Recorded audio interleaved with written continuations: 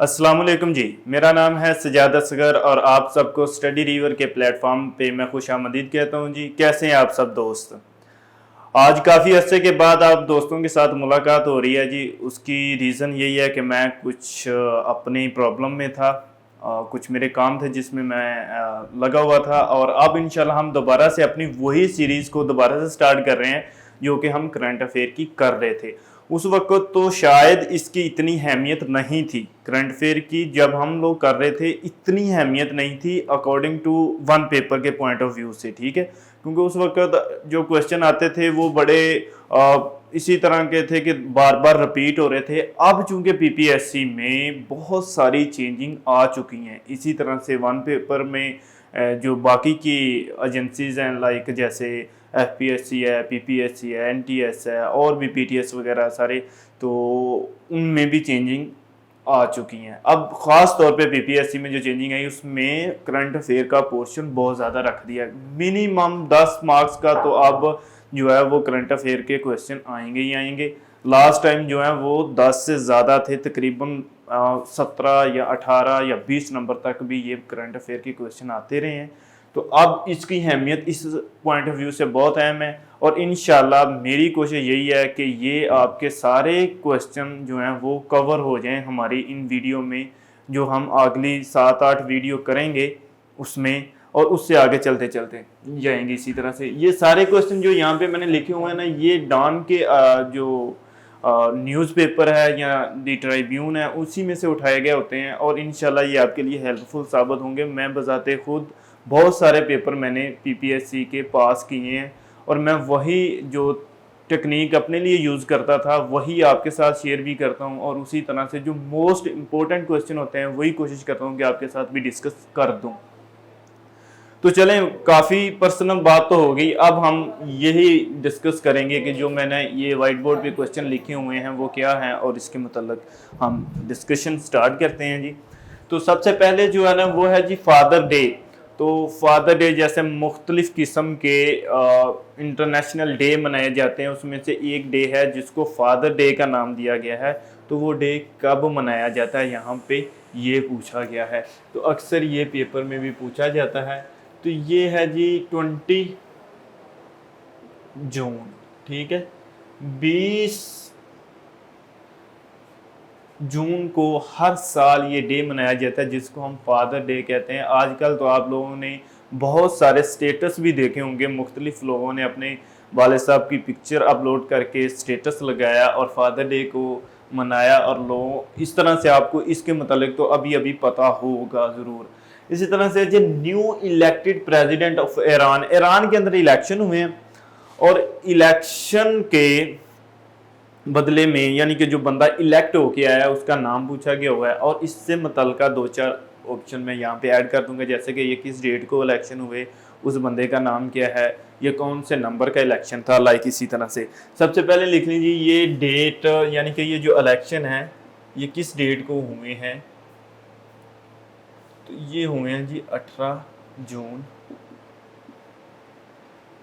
2021 को, और जो बंदा इन इलेक्शन के बाद एज ए प्रेसिडेंट इलेक्ट होके ईरान का सामने आया है उसका नाम है इब्राहिम रईसी। ये क्या ना, रईस वहां से रईसी, ये बंदा उनका नया प्रेसिडेंट इलेक्ट होके आया है ईरान का। इसी तरह से है जी ये इलेक्शन का कौन सा था, तो ये 13 इलेक्शन था जी, 13वां इलेक्शन था जो ईरान के अंदर हुआ है और ये बंदा इलेक्ट होके आया है। इस वीडियो में मैं बहुत ज़्यादा डिटेल्स में नहीं जाऊंगा। अभी मैंने आपको पैटर्न भी बताना है कि आपने ये चीज़ें तैयार किस तरह से करनी, क्योंकि अब ये पोर्शन बहुत ज़्यादा हो गया और बहुत वाइड हो गया। अब आपको मुतलका पहले आप करते थे कि कैपिटल याद कर लिया, करेंसी याद कर ली, उसके बॉर्डर नेबर जो कंट्री हैं उनके नाम याद कर लिए और इसी तरह से पहाड़ी का नाम याद कर लिया, रिवर का नाम याद कर लिया। अब इससे हट के आपको करना पड़ेगा। अब आपको उनके जो फॉरेन मिनिस्टर हैं उनके नाम भी याद रखने पड़ सकते हैं, आपको उनके प्रेसिडेंट के नाम, उनके प्राइम मिनिस्टर का नाम, उसके जो मशहूर शायर हैं उनकी लिखी हुई किताबों के नाम, या वो बंदा अभी रिसेंट उसकी डेथ हो गई है तो उसकी डेथ की डेट और जो मरा है उस बंदे का नाम। इस तरह की चीज़ें आपको याद रखनी पड़ेंगी करंट अफेयर के हवाले से। तो ये थोड़ा सा वाइड हो गया जो है ना, पिछले पेपरों की निस्बत ये काम थोड़ा सा मुश्किल हो गया है, जो आपको इसी तरह से अब करना पड़ेगा।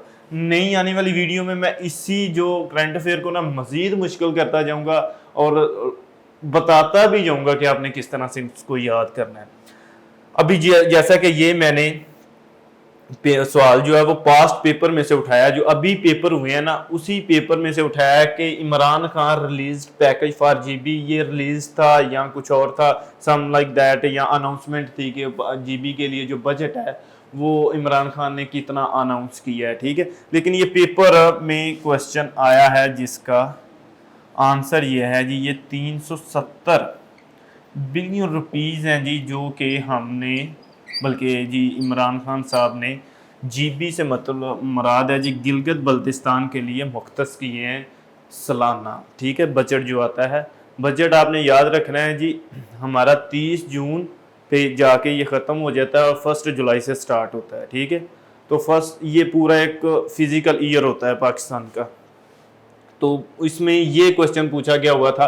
अब इस तरह के पहले नहीं आता था क्वेश्चन, बहुत कम आता था, लेकिन अब उसने रिसेंट अभी अभी अनाउंस हुआ है, साथ ही पेपर में भी पूछ लिया। तो पेपर को बहुत ट्रिकी किया जा रहा है।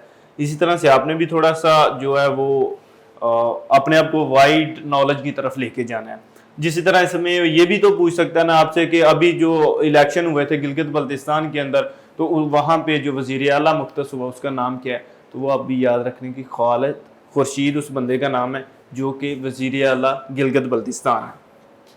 अमाउंट आपने याद रखनी है जी। उसके बाद ये पेपर के अंदर भी, पहले पेपर के अंदर ये सवाल उसने असिस्टेंट के अंदर पूछ लिया था, personal history of Pakistan, Pakistan की पर्सनल हिस्ट्री पे बुक लिखी गई है, ये किस बंदे ने लिखी है, ठीक है। तो ये बुक भी इमरान खान साहब ने लिखी है जी। और यकीन माने ये पेपर में क्वेश्चन आने से पहले मुझे भी नहीं पता था कि ये बुक जो है इमरान खान साहब ने लिखी है, ये इस नाम की जो बुक है कोई। तो इस तरह से जो है ना वो नए नए सवाल लेके पेपर के अंदर आ रहा है। इसी तरह ये मिल्खा सिंह है जी। मिल्खा सिंह जो है ये एक इंडियन एथलीट था जी, एथलीट रेसर था, दौड़ता था, ठीक है। तो इसकी ज़िंदगी के ऊपर एक मूवी भी बन चुकी है, आई थिंक उसका नाम भी मिल्खा सिंह है, मैंने देखी हुई है वैसे, लेकिन अभी नाम याद नहीं है। तो इस बंदे की अभी डेथ हो गई है, ठीक है। तो इसकी डेथ कब हुई है और इसको क्या टाइटल दिया गया हुआ है ये यहाँ पे पूछा गया है। तो इस बंदे की जो डेथ है ना जी वो 18 जून को हुई है, ठीक है, 2021 के अंदर। और इसको जो टाइटल दिया गया है ना, दिया हुआ था पहले ही, जो वो था जी फ्लाइंग सिख, क्योंकि ये सिख है तो इसलिए इसे फ्लाइंग सिख कहते हैं। जैसे हमारे एक क्वेश्चन है जी जिसमें पूछा गया होता है कि flying bird of Asia, Asia का उड़ता हुआ परिंदा, वो इतनी तेज दौड़ते थे, वो भी एथलीट था, वो पाकिस्तान से था, उसका नाम क्या था, खालिक, ठीक है। तो अब्दुल खालिक उसका नाम था, उसी की तरह के इनका नाम भी, इनको भी टाइटल दिया गया फ्लाइंग सिख, वो थे flying bird of Asia. PPSC के पास पेपर में ये क्वेश्चन आपको मिल जाएगा और ये आपने अब याद रखना है। इसी तरह से इन्होंने एक बुक लिखी है, उस बुक का नाम क्या है जी, बुक का जो मिल्खा सिंह ने लिखी हुई है उस बुक का नाम है रेस ऑफ माई लाइफ, ठीक है, रेस ऑफ माई लाइफ इनकी बुक का नाम है। और ये मिल्खा सिंह जो है वो अब इंतकाल कर गए, ये आपने याद रख लेना है जी। उसके बाद है जी एससीओ सबमिट, एससीओ की जो सबमिट हुई है वो कहाँ पे हुई है और ये कौन से नंबर की थी। एक तो ये आपने याद रखना है कि ये 21वीं सबमिट थी, ठीक है, और ये हुई है ताजिकिस्तान में। ताजिकिस्तान आपको पता है जी सेंट्रल एशिया का कंट्री है, और ताजिकिस्तान के अगर इससे आगे डीप चला जाता है कि ताजिकिस्तान के कहाँ पे हुई है, तो ताजिकिस्तान का कैपिटल है जिसका नाम है दुशांबे। दुशांबे के अंदर ये समिट हुई है एससीओ की, और ये ताजिकिस्तान आई थिंक सो आखिरी वो कंट्री है जिसने एससीओ को ज्वाइन किया। नहीं सॉरी, एससीओ को हम इसके ऊपर डिटेल वीडियो वैसे बना चुके हुए हैं, अगर किसी ने नहीं देखी तो जनरल नॉलेज की एक प्लेलिस्ट है सीएसएस क्लब के जो स्टडी रिवर का जो यूट्यूब चैनल है ना, वहाँ पे, तो वहाँ पे एससीओ, ब्रिक्स, यूएनओ, इन पे आपको, सार्क पे, सब पे आपको पूरी डिटेल से जनरल नॉलेज पे बनी हुई वीडियोस मिल जाएंगी, जिसमें एससीओ का स्टैंड फॉर क्या है जी, शंघाई कोऑपरेशन ऑर्गेनाइजेशन। ठीक है, तो शंघाई कोऑपरेशन ऑर्गेनाइजेशन को जो आखिरी टाइम जिन्होंने ज्वाइन किया, फुल मेंबर बने हैं, वो हैं पाकिस्तान एंड इंडिया। पाकिस्तान और इंडिया ने किस ईयर में ज्वाइन किया, फुल मेंबर बने हैं, वो बने हैं 2017 के अंदर। ठीक है, यहाँ पे मैं लिख दूँ अगर पाकिस्तान एंड इंडिया, वो 2017 के अंदर जी इस ऑर्गेनाइजेशन के फुल मेंबर बने हैं। पहले ऑब्जर्वर मेंबर थे, अब फुल मेंबर हैं। पाकिस्तान और इंडिया को एक ही दिन में इसका जो फुल मेंबर का स्टेटस मिला है एससीओ का। ठीक है, तो इसके ऊपर वैसे फुल वीडियो बनी हुई है, आप देखना चाहें तो देख सकते हैं। जैसे ब्रिक्स के ऊपर भी बनी हुई है। ब्रिक्स का क्या है, बी से क्या है ब्राजील, आर से क्या है रशिया, आई से क्या है इंडिया, सी से क्या बनता है चाइना, एस से क्या बनता है साउथ अफ्रीका। ये बड़ी दफा पेपर में आया हुआ क्वेश्चन है कि साउथ ये बी से क्या बनता है जी ब्रिक्स के अंदर। तो चार नीचे जो ऑप्शन दिए होते हैं उसमें मोस्टली बेल्जियम दिया होता है, तो बेल्जियम गलत है, ब्राजील है। ठीक है, तो इसकी सबमिट भी हुई है। तो ये 2021 में कहाँ पे हुई है, 2022 में कहाँ पे होगी, या 2021 में कहाँ पे होगी। तो इसी तरह से जी ये 2021 वाली जो सबमिट है उसको होस्ट की, सॉरी ये इंडिया नहीं है जी, इंडिया, और जो 22 वाली होगी वो चाइना होस्ट करेगा। ठीक है, इसमें बड़ी डिटेल से बता चुका हूं। इस कंट्री के अंदर ऐसे भी 3 जो हैं वो कंट्री मौजूद हैं जो के न्यूक्लियर पावर हैं, जैसे कि रशिया के पास भी न्यूक्लियर पावर है, इंडिया के पास भी न्यूक्लियर पावर है, चाइना के पास भी न्यूक्लियर पावर है, और ये तकरीबन 40% बनते हैं। ये 5 कंट्री तकरीबन पूरी दुनिया का 40% पॉपुलेशन बनती है। इस तरह की सारी डिटेल्स मैंने इसकी उस वीडियो में डाली हुई है, अगर आप देखना चाहें तो आप उसमें देख सकते हैं। ठीक है, तो नेक्स्ट पॉइंट जो है हमारे पास लिखा हुआ है कि USA attack on Afghanistan. Afghanistan पे तो बड़ी देर से अटैक होते आ रहे हैं। पहले ब्रिटेन लोगों ने अटैक किया, फिर रशिया ने अटैक किया, फिर यूएसए ने भी अटैक किया, लेकिन अब यूएसए का यहाँ पे लिखना इसलिए ज़रूरी है क्योंकि यूएसए अब यहाँ से जा रहा है और दोबारा से वहाँ पे तालिबान पावर में आना स्टार्ट हो रहे हैं, जिसमें ये तो ज़रूर पूछा जाएगा कि ये यूएसए ने कब अटैक किया। तो यूएसए ने 14 अक्टूबर 2001 के अंदर जो अफगानिस्तान पर हमला किया था, और उसके पीछे रीज़न क्या थी, 9/11 का वाक़या, जिसका इल्ज़ाम उसामा बिन लादेन पे लगा था। और उसामा बिन लादेन को 2 मई 2011 के अंदर इसमें बलाल टाउन के पीके में एबटाबाद में जो है वो गिरफ्तार कर लिया गया था, और बाद में कहा जाता है कि उसे अरेबियन सी के अंदर उसकी लाश को फेंक दिया गया था। लेकिन ये 9/11 के वाक़े के बाद जो है वो यूएसए ने अफगानिस्तान पर इन्वेड कर दिया था, हमला कर दिया था। रशिया ने भी पहले किया था 1979 के अंदर, फिर वो 1989 के अंदर चला गया। यूएसए ने भी पीस का वो एग्रीमेंट कर लिया कि वो अफगानिस्तान को पीसफुली छोड़ देगा। तो अफगानिस्तान को वो भी छोड़ के जा रहा है, तो इसलिए ये डेट आपने अब याद रखनी है। ओके, तो वो वैसे मैंने बता तो दिया, लेकिन लिख देता हूँ दोबारा से भी, जो कि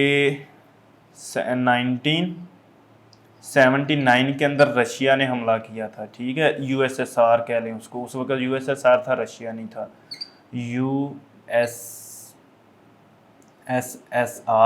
उसने हमला कर दिया और उसने फिर इसको छोड़ा कब, उसने 10 साल के बाद 88 में जिनेवा एक्ट किया, जो यूएसए, पाकिस्तान, रशिया और अफगानिस्तान के दरमियान हुआ। इस एक्ट के बाद उसने जो है वो 89 के अंदर अफगानिस्तान को छोड़ दिया, और फिर उसके बाद 1991 के अंदर यूएसएसआर के टुकड़े हो गए। उसके बाद जो है वो 11 कंट्री इसमें से बाहर निकले, ठीक है, जिसमें बहुत सारे कंट्री, सेंट्रल एशिया की कंट्री, यूक्रेन और भी अजरबैजान, सारे कंट्री इसमें से निकले, तकरीबन 11 कंट्री निकले इसमें से। और उसी के बाद जो अब आप रशिया देखते हैं वो यूएसएसआर को ख़त्म होने के बाद जो कंट्री बना था उसको अब रशिया कहते हैं, ठीक है। तो 1991 के अंदर इसके टुकड़े टुकड़े हुए थे। उसके बाद 2011 में 2001 के अंदर अफगानिस्तान पर यूएसए ने हमला कर दिया। अभी इसी तरह से opposition leader of senate, senate के ओपोजिशन लीडर कौन है? आपको पता पाकिस्तान में 2 हाउस हैं, upper house and lower house. Upper house को सेनेट कहते हैं। सेनेट का इस वक्त जो चेयरमैन है उसका नाम क्या है? सादक संजरानी, ठीक है। तो उसका ओपोजिशन लीडर इस वक्त कौन है जी? ओपोजिशन लीडर आपको अगर थोड़ा सा फ्लैशबैक में जाएं तो आपको पता होगा जी, सेनेट के जब इलेक्शन हो रहे थे तो 2 सीटों पे बड़ी गहमा गहमी थी। एक यूसुफ रजा गिलानी थे उस पे इस्लामाबाद की सीट पर, और उसके मद्दे मुकाबल कौन थे उस वक़्त के? हमारे वज़ीर ख़जाना हफीज़ शेख। तो हफीज़ शेख को शिकस्त देकर यूसुफ रजा गिलानी ने वो सीट जीती। तो अब वो अपोजिशन लीडर ऑफ सेनेट है। आपसे पूछा जाए कि अपोजिशन लीडर ऑफ सेनेट कौन है, तो वो यूसुफ रजा गिलानी है जी। कौन है जी?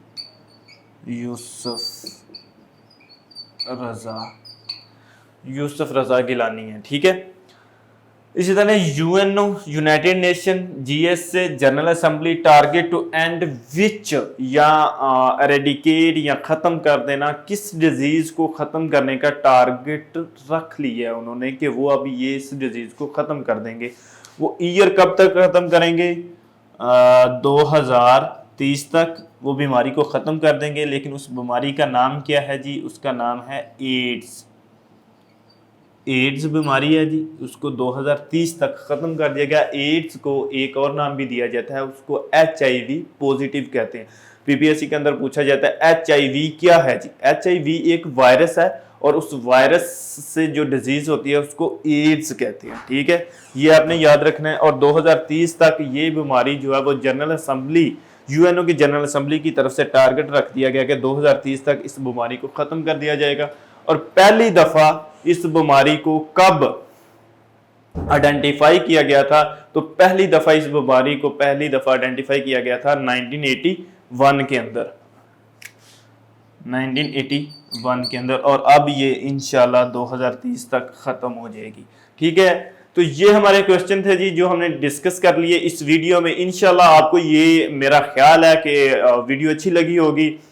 तो आप मुझे कमेंट्स में ज़रूर बताइएगा अगर आपको ये सीरीज़ पसंद है और इसी तरह से जिस तरह से मैं करवा रहा हूँ इसी तरह से पसंद है कि यार इसी तरह से लेके चलना चाहिए इसको, तो आप कमेंट्स में ज़रूर बताइएगा। या फिर अपनी राय दीजिए कि सर इसको इस तरह से बेहतर किया जा सकता है, मज़ीद बेहतर किया जा सकता है, वो भी बताइएगा।